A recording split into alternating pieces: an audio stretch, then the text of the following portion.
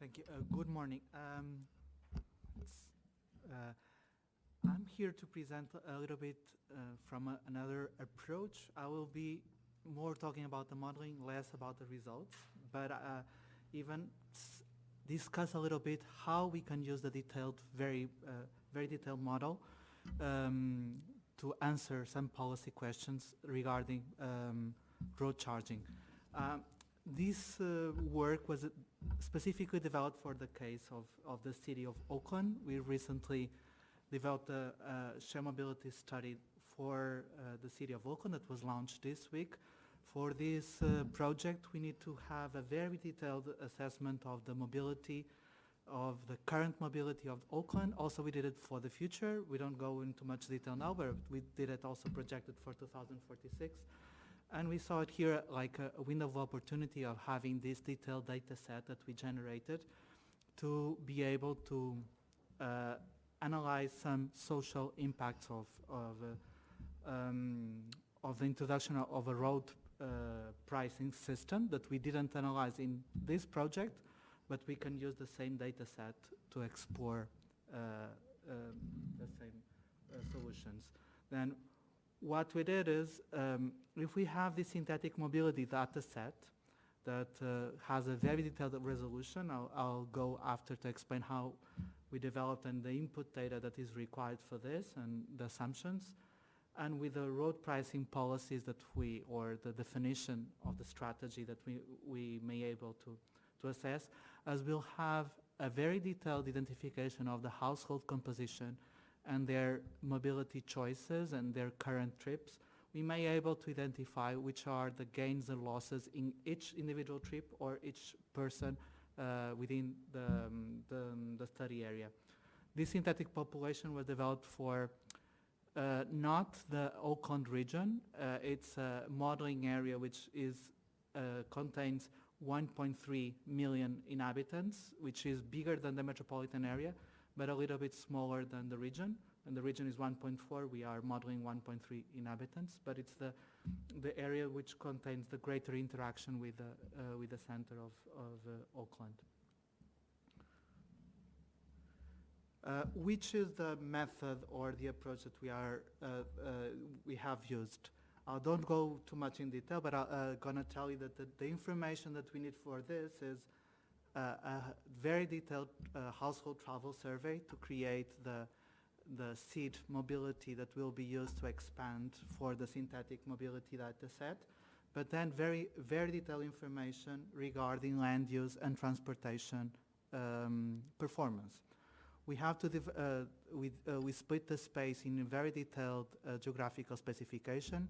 In this case, some square cells that in the city center are 200 meters side. In the outskirts, they go up to 500 meters. Then connecting each pair of cells, we have to estimate the specification of the transport performance on the different modes available for each pair for each OD pair. We arrive for a big data matrix of more than 45 million entries. And this is one of the basic inputs of the model, because we have to generate all the potential combinations of mobility that a person similar to the original person can have. Then we have also a mode choice model calibrated. We don't go into much detail, but it was calibrated using revealed preference data from the household travel survey also. And then regarding the land use information, which is the basis to set the probability of this trip, instead of going to one location, going to another one in the synthetic person that we'll go discussing. We need census information, very detailed, like the population employment, as we had in the case of Auckland, and some other information, if available, that will complement this data set for different trip purposes which are relevant to create an attraction index of each land unit.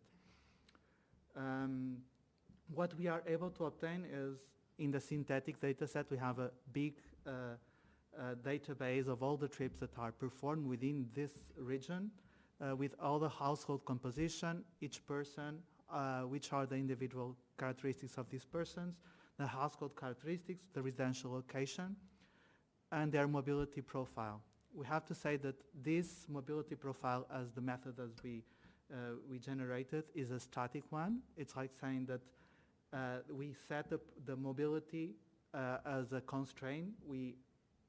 The mobility, if we have a different performance of the system, we didn't have a different mobility. Mobility would not adapt to a different performance. This would require a second iteration of the model. It's possible, but it's not in the current configuration.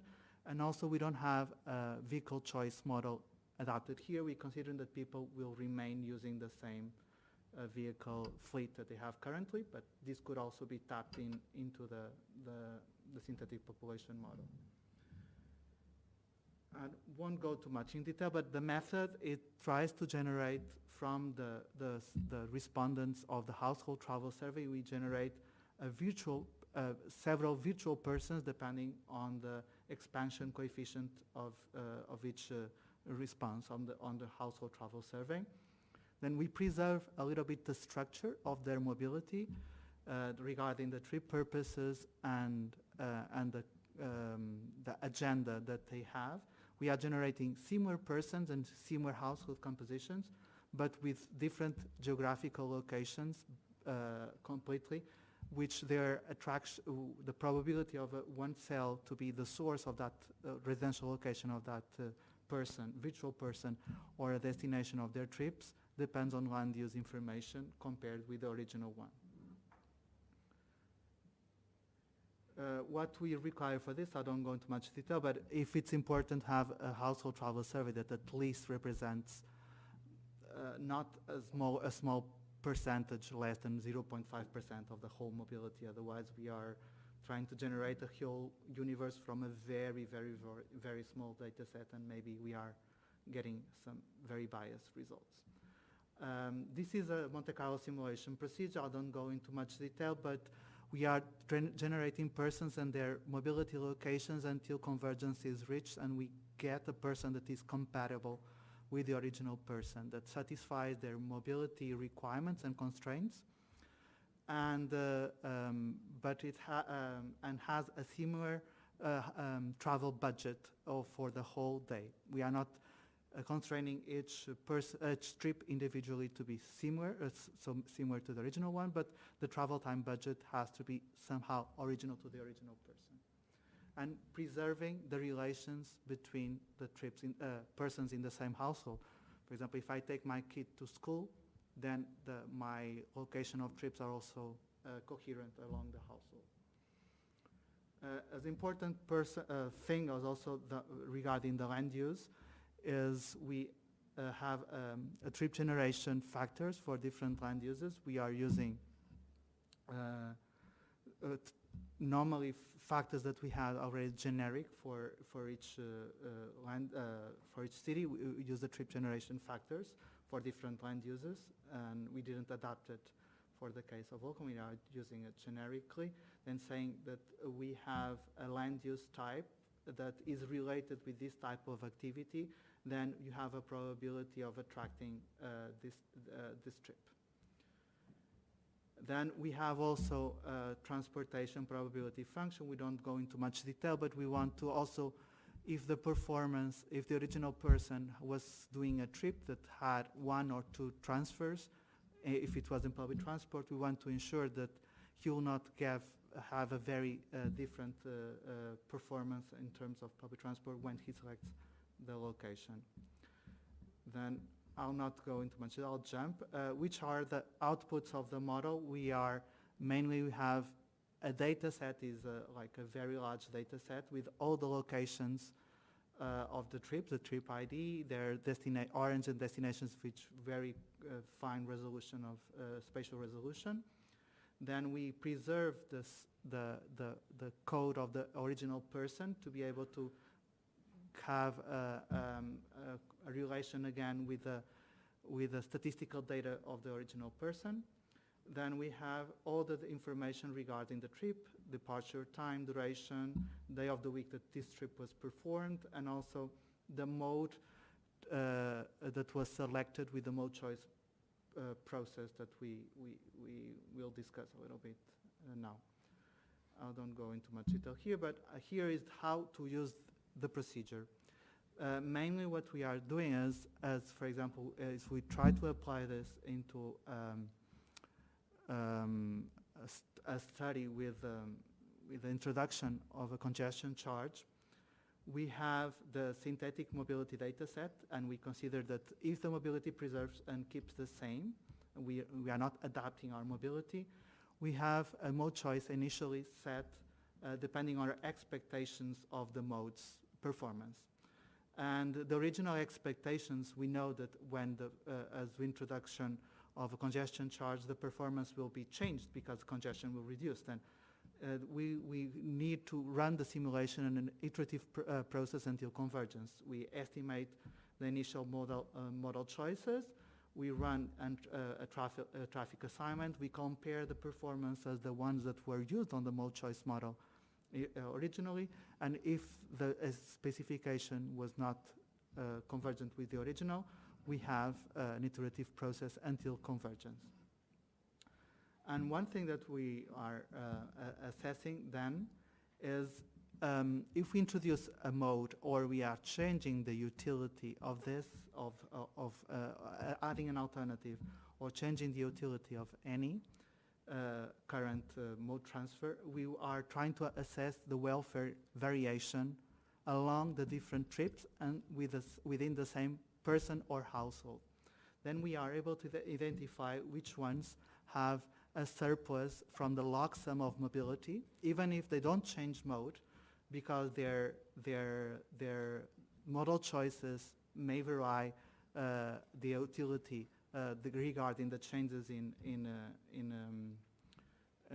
travel time. Then we may have some some gains or losses derived from that. Then we can use this information to have a detailed analysis or identify the boundaries and where the gains or losses on the different peoples, or even which type of trips may be affected for this, even that may lead these type of persons to try to relocate faster because they may be more affected from this type of one measure of congestion charge. Then even how much is the payment procedure or the payment policy fair, if we have to identify exemptions or reduction factors because people or locations that are more affected, or some type of trips, maybe not for the whole household, but some trips that the household is doing, and how the revenues are collected and triggered back into the public transport system or other modes on assessing, for example, the increased performance of public transport system can also be assessed within the same framework. If we are using an elasticity of the revenues that we collect, how much the quality of improvement of the public transport alternative. And it was mainly this. Thank you.